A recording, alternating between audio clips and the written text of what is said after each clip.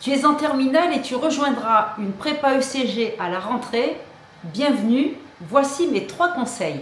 La prépa ne commence pas en septembre et ce que tu vas faire cet été fera toute la différence. Premièrement, reprends toutes les conjugaisons.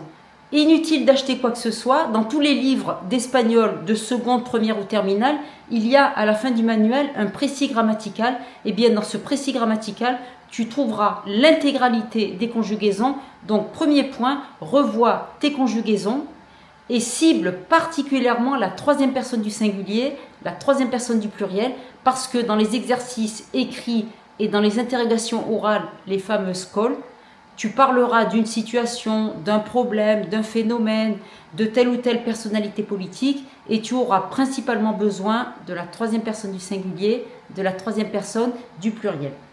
Ensuite, je te conseille de reprendre dans ce précis grammatical que tu trouveras dans tous les manuels d'espagnol, à la fin du manuel, l'ensemble des principales notions grammaticales, par exemple la différence entre ser et estar, la numération, savoir compter en espagnol correctement en prépa ECG, c'est fondamental quand on va analyser la presse.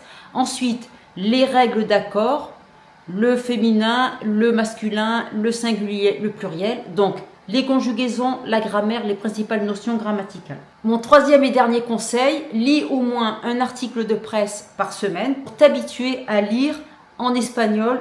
Alors, tu peux me suivre tout l'été sur mes réseaux sociaux. Je vais poster très régulièrement du contenu lié à l'actualité, lié à la langue espagnole et lié aussi à la culture des pays de langue espagnole.